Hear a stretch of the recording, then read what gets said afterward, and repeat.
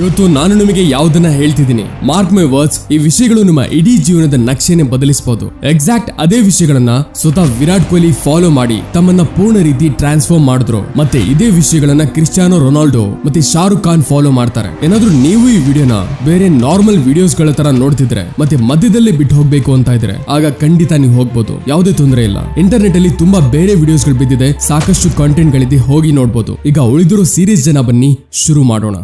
ನಿಮ್ಮ ಒಂದು ರೆಗ್ಯುಲರ್ ದಿನ ಹೇಗೆ ಹೋಗುತ್ತೆ? Let me guess. ನೀವು ಬೆಳಿಗ್ಗೆ ಎದ್ದ ತಕ್ಷಣ ನಿಮ್ಮ ಫೋನ್ ಎತ್ಕೊಂಡು ವಾಟ್ಸ್ಆಪ್ ಚೆಕ್ ಮಾಡಿದ್ರಿ, ಇನ್ಸ್ಟಾಗ್ರಾಮ್ ಚೆಕ್ ಮಾಡಿದ್ರಿ, ಇದರ ನಂತರ ಟಾಯ್ಲೆಟ್ ಹೋಗ್ತೀರಾ, ಸ್ನಾನ ಮಾಡ್ತೀರಾ, ಬಟ್ಟೆ ಹಾಕೊಂಡು ರೆಡಿ ಆಗ್ತೀರಾ, ಮತ್ತೆ ನಾಷ್ಟಾ ತಿಂಡಿ ಮಾಡಿ ಮನೆಯಿಂದ ಹೊರಡ್ತೀರಾ. ನೀವು ಅದೇ ರಸ್ತೆಯಲ್ಲಿ ನಡೀತೀರಾ, ನೀವು ಅದೇ ಸೇಮ್ ಜಾಗದಲ್ಲಿ ಹೋಗಿ ಅದೇ ಸೇಮ್ ಕೆಲಸ ಮಾಡ್ತೀರಾ, ಮತ್ತೆ ಅದೇ ಸೇಮ್ ಜನಗಳಿಗೆ ಭೇಟಿ ಆಗ್ತೀರಾ. ಅವರು ನಿಮ್ಮನ್ನ ಅದೇ ಸೇಮ್ ಫೀಲ್ ಮಾಡಿಸ್ತಾರೆ. ಕೆಲವು ಜನರಿಂದ ಬಚಾವ್ ಆಗ್ತೀರಾ, ಮತ್ತೆ ಕೆಲವು ಜನರ ಹತ್ರ ಕೂತ್ಕೋತೀರಾ. ನಿಮ್ಮ ಕೆಲಸ ಏನಿರುತ್ತೋ ಅದನ್ನ ಫಿನಿಶ್ ಮಾಡಿ ನೀವು ಅದೇ ಸೇಮ್ ರಸ್ತೆಯಿಂದ ವಾಪಸ್ ಮನೆಗೆ ಹೋಗ್ತೀರಾ. ರೀಲ್ಸ್ ಅಥವಾ ಶಾರ್ಟ್ ಸ್ಕ್ರೋಲ್ ಮಾಡ್ತೀರಾ, ಅಥವಾ ಯಾವ್ದಾದ್ರು ಮೂವಿ ಅಥವಾ ವೆಬ್ ಸೀರೀಸ್ ನೋಡ್ಕೊಂಡು ಮಲಗ್ತೀರಾ. ಇದೇ ರೂಟೀನ್ ಬಹುಶಃ ಗೊತ್ತಿಲ್ಲ ಎಷ್ಟು ದಿನದಿಂದ ಫಾಲೋ ಮಾಡ್ತಿದ್ದೀರಾ ಮತ್ತೆ ಎಷ್ಟು ದಿನಗಳವರೆಗೆ ಫಾಲೋ ಮಾಡ್ತಾ ಹೋಗ್ತೀರಾ ಅಂತ. ಈಗ ಇದರಲ್ಲಿ ಕಾಮನ್ ಏನು? ಜನ, ನಿಮ್ಮ ವಿಚಾರ ಮತ್ತೆ ಜನಗಳ ವಿಚಾರಗಳು, ನಿಮ್ಮ ಡೈಲಿ ಕೆಲಸಗಳು, ಹೋಗೋದಕ್ಕೆ ಬರೋದಕ್ಕೆ ಬಳಸೋ ರಸ್ತೆ, ನಿಮ್ಮ ಹ್ಯಾಬಿಟ್ಸ್, ಜನರ ಹ್ಯಾಬಿಟ್ಸ್, ನೀವು ನೋಡುವ ಕಾಂಟೆಂಟ್, ಹಾಗೆ ತುಂಬಾ ಇದೆ. ನಿಮ್ಮ ಈ ರೂಟೀನ್ ಒಂದು ಕಂಪ್ಯೂಟರ್ ಫಿಲಾಸಫಿ ತರ ಕೆಲಸ ಮಾಡುತ್ತೆ. ಅಲ್ಲಿ ನೀವು ನಿಮ್ಮ ಇಷ್ಟದಂತೆ ಏನು ಮಾಡ್ತಿರಲ್ಲ ಎಲ್ಲ ತಾನಾಗಿ ತಾನೇ ಆಗ್ತಿರುತ್ತೆ. ವಿರಾಟ್ ಕೊಹ್ಲಿ ಅವರ ಜೊತೆನೂ ಇದೇ ನಡೀತಿತ್ತು. ಅವರು ಹೇಳ್ತಾರೆ, ನನಗೆ ನೆನಪಿದೆ, ನಾನು ಈಟಿಂಗ್ ಮತ್ತೆ ಫಿಟ್ನೆಸ್ ವಿಷಯದಲ್ಲಿ ಸ್ವಲ್ಪನೂ ಡಿಸಿಪ್ಲಿನ್ ಇರಲಿಲ್ಲ. ನನಗೆ ಈಗಲೂ ವಿಶ್ವಾಸ ಆಗಲ್ಲ ಅದು ನಾನಾಗಿದೆ ಅಂತ.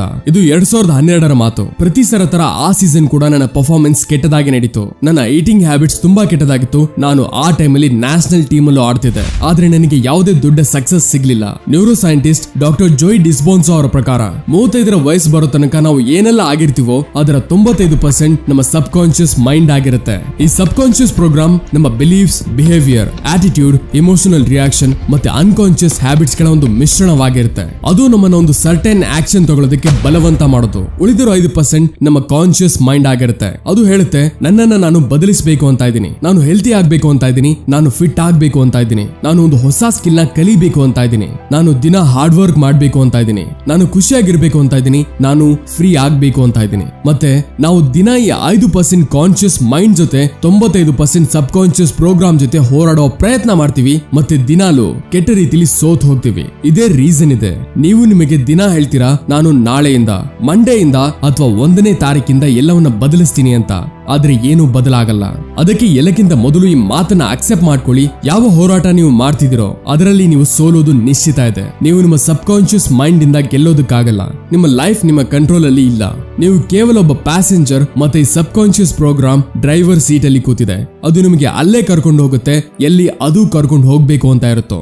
ಅದಕ್ಕೆ ಈಗೇನ್ ಸೋಲೊಪ್ಕೊಂಡು ಒಂದು ಸಾಧಾರಣವಾದ ಜೀವನ ಬದುಕ್ತಿರ್ಬೇಕಾ? ಇಲ್ಲ.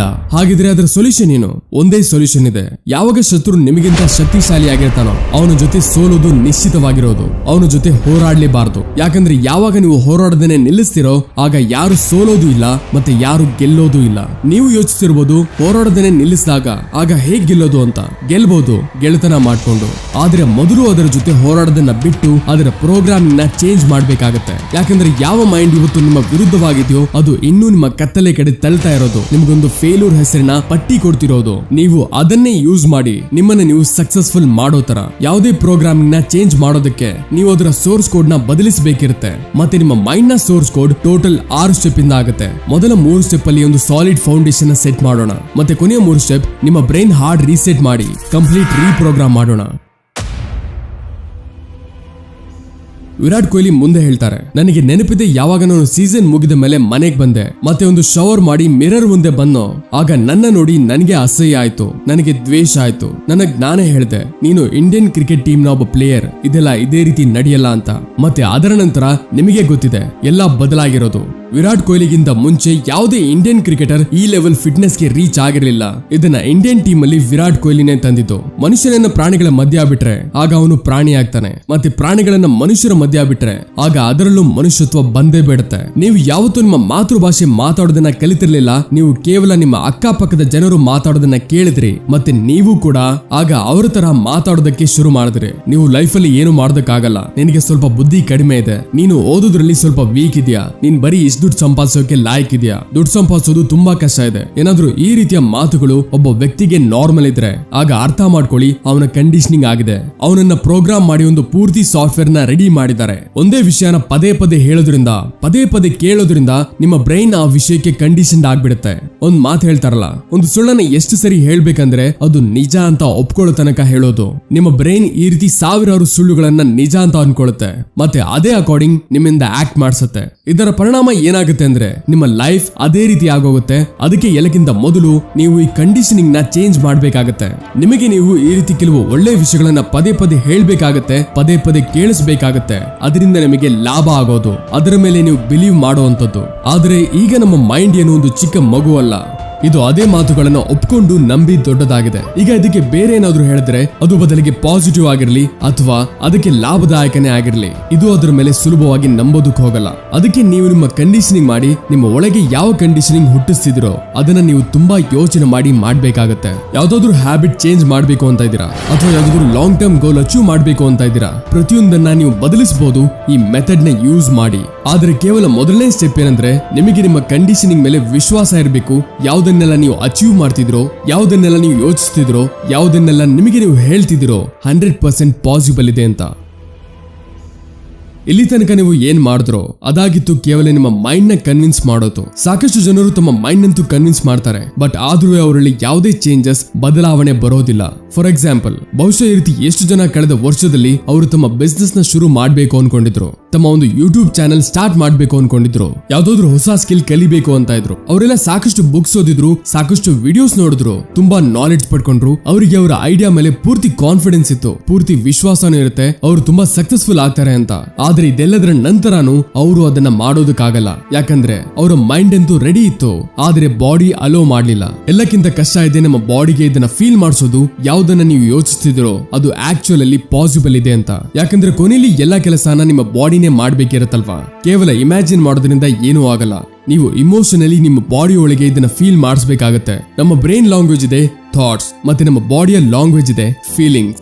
ಏನಾದ್ರೂ ಯಾವುದೇ ವಸ್ತುನ ಅಥವಾ ಸಂದರ್ಭಗಳಲ್ಲಿ ಮನಸ್ಸಲ್ಲಿ ಫೀಲ್ ಮಾಡೋದಕ್ಕೆ ಆಗ್ಲಿಲ್ಲ ಅಂದ್ರೆ ಆಗ ನೀವು ಅದರ ಮೇಲೆ ಆಕ್ಟಿವ್ ಮಾಡೋದಕ್ಕಾಗಲ್ಲ. ಈ ರೀತಿ ಎಷ್ಟು ಸರಿ ಆಗುತ್ತೆ, ಯಾವ್ದಾದ್ರು ಒಂದು ಡಿಶ್ ನಿಮಗೆ ಅಷ್ಟೊಂದು ಟೇಸ್ಟಿ ಅನ್ಸಿರುತ್ತೆ, ಅದನ್ನ ತಿನ್ನೋದಕ್ಕೆ ತುಂಬಾ ಮನಸ್ಸಾಗ್ತಿರುತ್ತೆ, ಆದ್ರೆ ನಿಮ್ಮ ಹೊಟ್ಟೆ ತುಂಬಿರುತ್ತೆ, ಆಗ ನಿಮಗೆ ಹಸುವಾಗಲ್ಲ, ನೀವು ಅದಕ್ಕೆ ಕೈ ತನಕ ಹಾಕಲ್ಲ. ಇದೇ ರೀತಿ ನೀವು ಯಾವುದನ್ನ ಪಡಿಬೇಕು ಅಂತ ಇರ್ತೀರೋ ಆಗ ನಿಮ್ಮ ಒಳಗೆ ಅದನ್ನ ಪಡೆಯುವ ಹಸಿವಿರಬೇಕು, ನಿಮ್ಮ ಒಳಗೆ ಸ್ಟ್ರಾಂಗ್ ಫೀಲಿಂಗ್ ಇರಬೇಕು.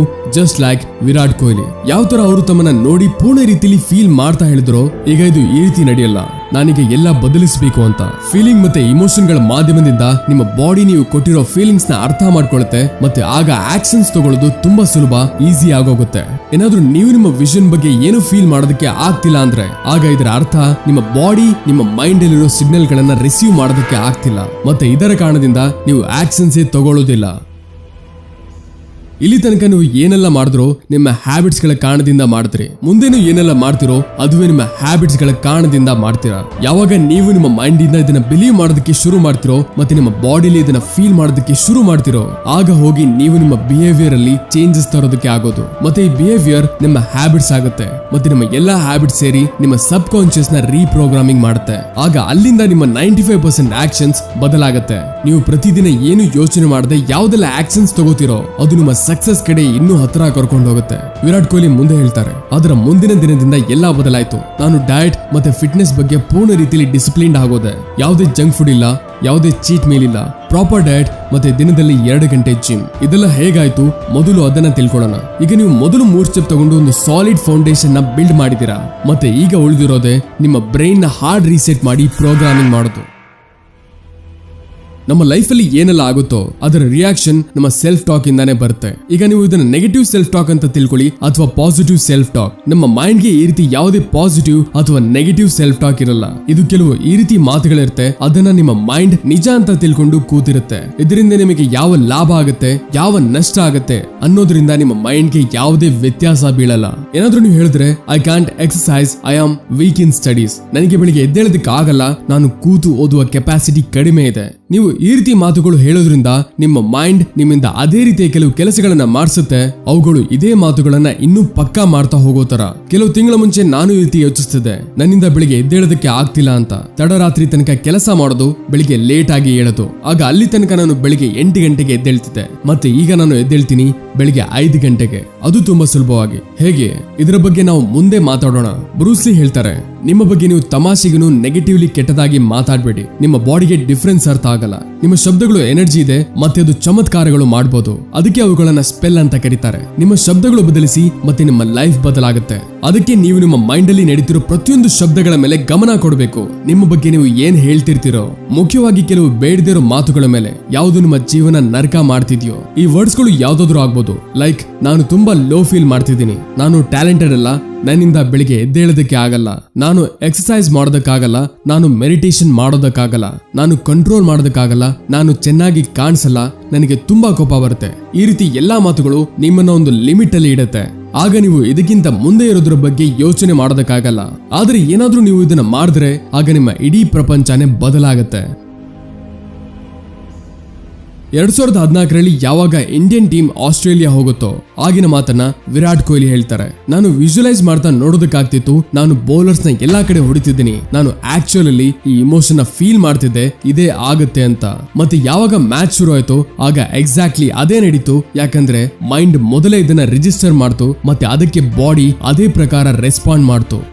ಅದಕ್ಕೆ ಈಗ ನೀವು ಅವೇರ್ ಆಗ್ಬೇಕು ಸೆಲ್ಫ್ ಟಾಕ್ ಬಗ್ಗೆ. ನನ್ನ ಪ್ರತಿಯೊಂದು ಶಬ್ದ ಅಮೂಲ್ಯವಾದದ್ದು ಅಂತ ಇದೇ ಸಮಯ ಡಿಸೈಡ್ ಮಾಡ್ಕೊಳ್ಳಿ. ಇವತ್ತಿಂದ ನಿಮ್ಮ ವಿಚಾರಗಳು ನಿಮ್ಮನ್ನ ನಡೆಸಲ್ಲ, ನೀವು ನಿಮ್ಮ ವಿಚಾರಗಳನ್ನ ನಡೆಸ್ತೀರಾ ಅಂತ. ನಿಮ್ಮ ಸೆಲ್ಫ್ ಟಾಕ್ ಯಾವ್ದು ನೆಗೆಟಿವ್ ಇದೆಯೋ ಅದನ್ನ ರಿಪ್ಲೇಸ್ ಮಾಡ್ಬೇಕು ಪಾಸಿಟಿವ್ ಇಂದ. ಈಗ ನಿಮ್ಮ ಮೈಂಡ್ ಹೇಳ್ಬೋದು, ಅರೆ ಈ ವಿಷಯ ಅಂತೂ ನನಗೆ ಮೊದಲೇ ಗೊತ್ತಿದೆ ಅಂತ. ಆದ್ರೆ ಸ್ವಲ್ಪ ಇದರ ಮೇಲೆ ಗಮನ ಅಂತೂ ಕೊಡಿ. ಈ ಮಾತನ್ನ ನಿಮಗೆ ಯಾರು ಹೇಳ್ತಿದ್ದಾನೆ ಅಂತ. ನಿಮ್ಮ ಪ್ರೋಗ್ರಾಮಿಂಗ್. ಸ್ನೇಹಿತರೆ, ಕೇವಲ ಗೊತ್ತಿರೋದ್ರಿಂದ ಏನೂ ಆಗಲ್ಲ, ಎಲ್ಲರಿಗೂ ಗೊತ್ತು. ಆದ್ರೆ ಯಾವಾಗ ಗೊತ್ತಿರೋದನ್ನ ಅಪ್ಲೈ ಮಾಡಿ ವ್ಯತ್ಯಾಸ ತರ್ತೀರಾ ಆಗ ಅದರ ನಿಜವಾದ ಬೆಲೆ ಆ ವಿಷಯಕ್ಕೆ ಮತ್ತೆ ಅದನ್ನ ಅಪ್ಲೈ ಮಾಡಿದ ವ್ಯಕ್ತಿಗೆ. ಮುಂದೆ ನಾನು ನಿಮಗೆ ಯಾವ ಪ್ರೂಫ್ ಕೊಡ್ತೀನೋ ಆಗ ನಿಮಗೆ ಗೊತ್ತಾಗುತ್ತೆ ಇದು ಎಷ್ಟು ಪವರ್ಫುಲ್ ಆಗಿರೋದು ಅಂತ. ಅದಕ್ಕೆ ನೀವು ನಾನು ಲೇಜಿ ಆಗಿದ್ದೀನಿ ಅನ್ನೋ ವರ್ಡ್ಸ್ ನ ರಿಪ್ಲೇಸ್ ಮಾಡಬೇಕಾಗುತ್ತೆ. I am hard working, I am disciplined, ನನ್ನ ಮೈಂಡ್ ವೀಕ್ ಇದೆ, ಇದನ್ನ ರಿಪ್ಲೇಸ್ ಮಾಡಬೇಕು. I am talented, I am genius, ನಾನು ನೋಡೋದಕ್ಕೆ ಚೆನ್ನಾಗಿಲ್ಲ, ಇದನ್ನ ಐ ಆಮ್ ಗುಡ್ ಲುಕಿಂಗ್ ಅಂತ.